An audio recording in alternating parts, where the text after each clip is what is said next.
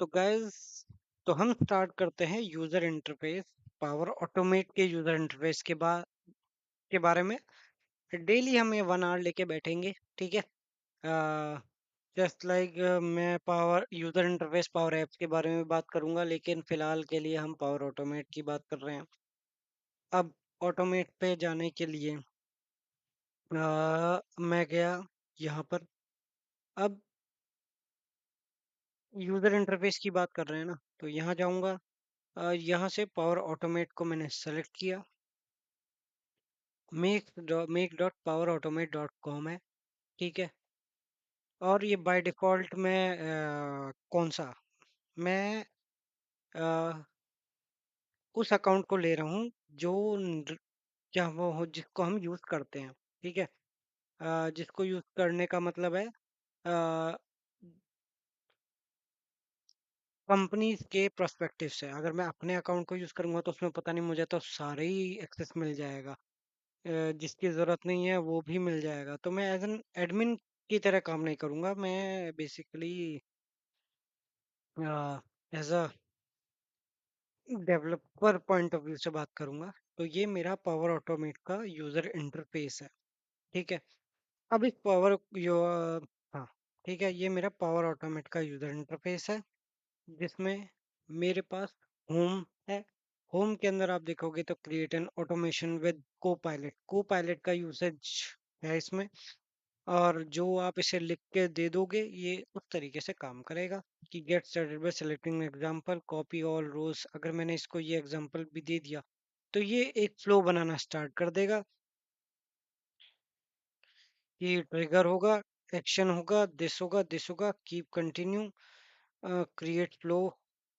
और बनाएगा क्या वो हम देखेंगे कि मैन्युअली ट्रिगर का फ्लो लिस्ट फ्लोज। और इसके बाद एक फोर ईच लूप लगा के, ठीक है, क्या करा है पता नहीं, कि add a row into a table, ठीक है। इस तरीके से कि डेटा लेके आया किसी रो में से, देन हर एक रो पे वो हम बाद में बात करेंगे कि क्या है फॉर ईच फॉर लूप, ठीक है। इस होम में ये एआई वाला हिसाब किताब ये करता है। ये आपको सीखने के लिए वो मिलता है। मोर एक्सप्लोर में तो कुछ ऐसा नहीं है कि प्राइसिंग कम्युनिटी डॉक्यूमेंटेशन, ठीक है। क्रिएट में क्रिएट के बारे में मैं बाद में बात करूंगा, या इसे क्रिएट सेक्शन में हमारे पास फ्लोस फ्लोस को बनाने के जो जो तरीके हैं, मेनली तो ये एक, दो, तीन, ये तीन है जो हम ऑर्गेनाइजेशन में यूज करेंगे।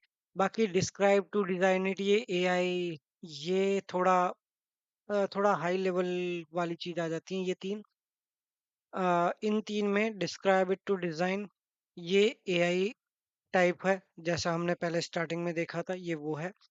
डेस्कटॉप फ्लो के लिए एक अलग से हम desktop app power automate desktop करके आती है, और उसमें अलग से ही बहुत तरीके हैं उसमें। मैं थोड़ा एडवांस में जाकर चीज़ें बतानी पड़ती है। Automate process on your desktop environment, launch app, open power automate get the lip, ये लो, ये एक ऐप अलग से ही डाउनलोड होती है।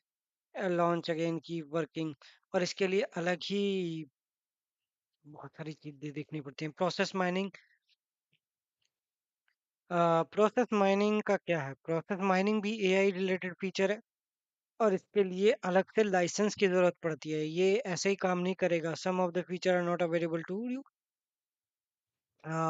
मैं अभी स्टार्ट नहीं करूंगा इसको, थोड़ा लाइसेंस वाला हिसाब किताब है ये, ठीक है। इसके बाद टेम्पलेट आती हैं, जो ऑलरेडी प्री डिफाइंड टेम्पलेट्स हैं, आप उनका भी यूज कर सकते हो कि क्या है क्या नहीं। आ, अगर मैं ऑटोमेट फ्लो की बात करता हूँ तो ऑटोमेटिकली फ्लो, जैसे ही कोई डेटा आया, ट्रिगर्ड हुआ, ट्रिगर का इवेंट चल का आया कि हाँ जी कोई मेल आया है, मेरी फाइल को अपडेट कर दो, मेल आया है मुझे नोटिफिकेशन सेंड कर दो, ये आया है वो कर दो, ये आया है वो कर दो। ये होता है ऑटोमेटेड फ्लो, जिसमें अपने आप ही काम होगा, हमें कुछ बताने की जरूरत नहीं है। इंस्टेंट फ्लो क्या है?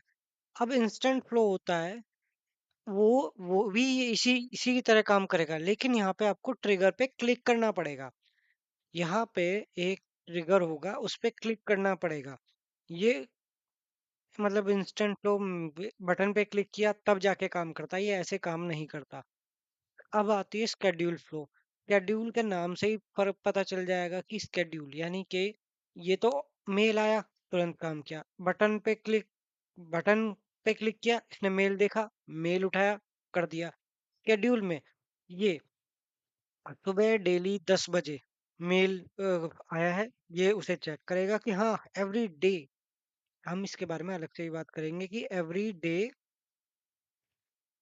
फ्लो नेम कब स्टार्ट होगा, हर एवरी डे करना चाहिए, और आपका टास्क पे काम।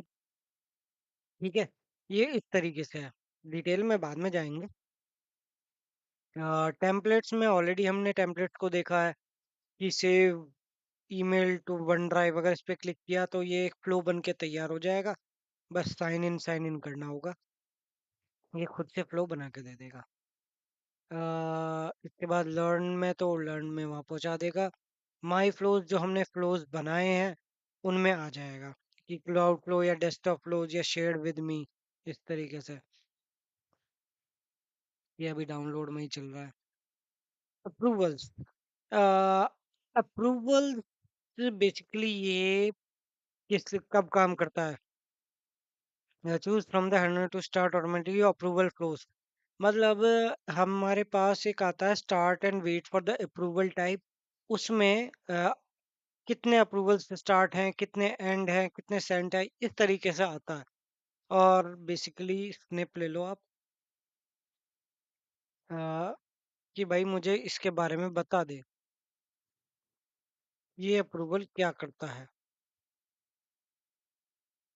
अगर लेटेस्ट वाला हिसाब किताब मुझे बता कि लेटेस्ट में क्या चल रहा है इस अप्रूवल में, कि ये वही देखता है कि वेट स्टार्ट एंड वेट के अप्रूवल को। हाँ, send leave expense access is a built-in feature for PowerMate to receive and response to approval. Track approvals history. Approvals assigned it to you, renew to approve or reject. Hmm.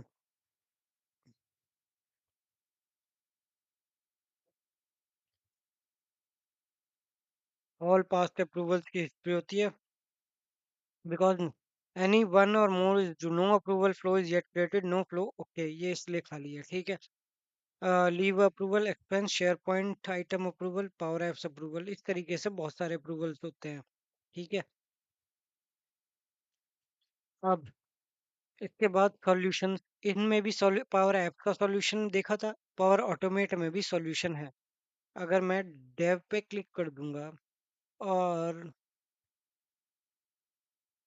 Automate, और इसके solution पे जाऊंगा, Dave 27 के solution पे, तो शायद हमने already हाँ एक सॉल्यूशन बना के रखा था। उसके अंदर आप अलग से अपने फ्लोज बना सकते हैं जितने भी हैं। इसके बाद है ऑटोमेशन सेंटर, वही ऑटोमेटिक वाला एआई हब है।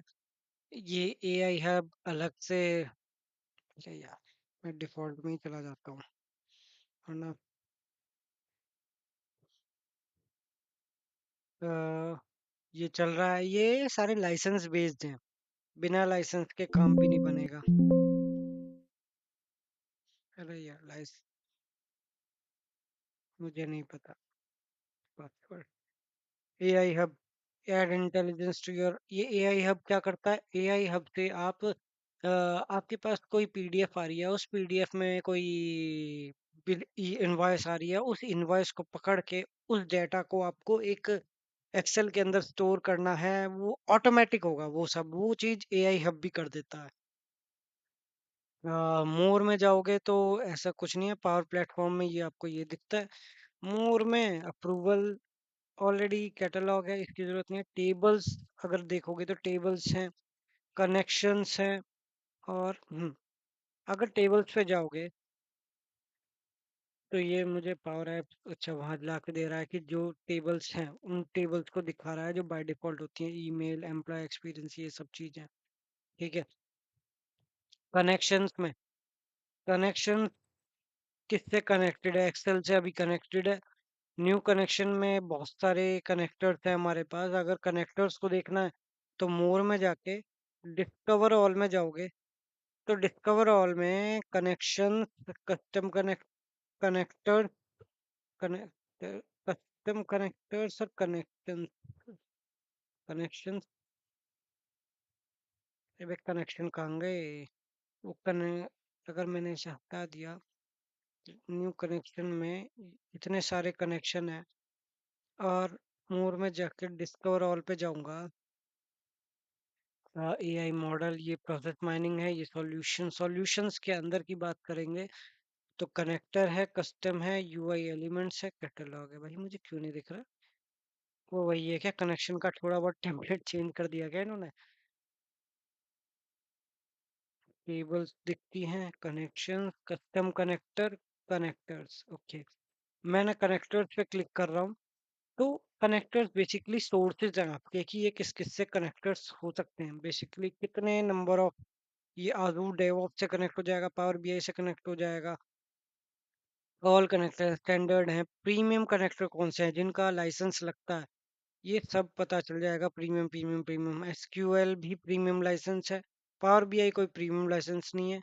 इसका कहने का मतलब है कि when a data refresh for a goal fails, when a data changes, when a current value of goal changes, इन पर भी अगर ये पावर बीआई रिपोर्ट रिफ्रेश होती है तो फिर एक ट्रिगर होगा। उस ट्रिगर से क्या होगा, ये सब चीजें हैं कि डेटा को रिफ्रेश करना है, data refresh for a goal seek, इस तरीके से काम करता है। ठीक है, आप अपने डेटा को, पावर बीआई के डेटा सेट को रिफ्रेश कर सकते हो। कस्टम कनेक्टर में जो कनेक्टर हमारे पास नहीं है वो कस्टम बना सकते हो। क्रिएट फ्रॉम ब्लैंक करोगे और मैंने लिख दिया सीसी कंटिन्यू कस्टम कनेक्टर। अब कस्टम कनेक्टर किसका चाहिए? कस्टम कनेक्टर बेसिकली हमारा काम नहीं है।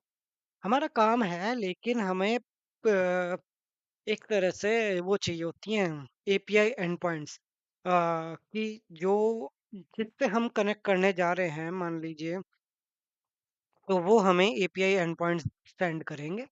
उन एपीआई एंड पॉइंट्स को हमें अपने इनके अंदर यूज करना है कि क्या पाथ है, क्या होस्ट नेम है, इस तरीके से फिर कस्टम कनेक्टर बनते हैं।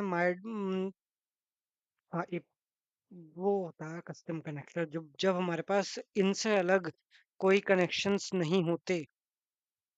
भांगे कनेक्शन, इनसे अलग कोई कनेक्शन कम पड़ गए, ये 1500 के आसपास है, इनसे भी अगर कम पड़ गए तो हमें कस्टम कनेक्टर की जरूरत पड़ती है, जिसमें हमें एपीआईज की जरूरत पड़ती है, जिसमें वो गेट सेट फलाना ढिमकाना वो सब चीज रहती है, वो हम। ठीक है, आ, ये हमारा होम के बारे में था। अब इसमें जो क्रिएट में जो मैं automated cloud flow, instant cloud flow और शेड्यूल क्लाउड फ्लो की बात कर रहा था, मैं नेक्स्ट वीडियो में इनके बारे में बात करूंगा। और ये मैं बात करूंगा, ये सॉल्यूशंस के अंदर जो बनाऊंगा ना, उसके अंदर बनाऊंगा सॉल्यूशंस के अंदर, कि ये कैसे काम करता है, कैसे काम नहीं करता। यानी कि डेव 27 के अंदर ये जो हमारा सॉल्यूशन है, इस सॉल्यूशन के अंदर ये जो हमारा न्यू में जाके ऑटोमेशन है, ऑटोमेशन के अंदर ये है ऑटोमेटेड इंस्टेंट शेड्यूल। तो इनसे बन सकता है कुछ। अब वैसे तो एआई है, लेकिन एआई को भी क्यों ही परेशान किया जाए? क्यों परेशान किया जाए, पहले सीख तो लिया जाए। ठीक है, चलिए। हम्म तो इस वीडियो में इतना ही। नेक्स्ट हम बात करेंगे ऑटोमेटेड इंस्टेंट शेड्यूल फ्लो के बारे में।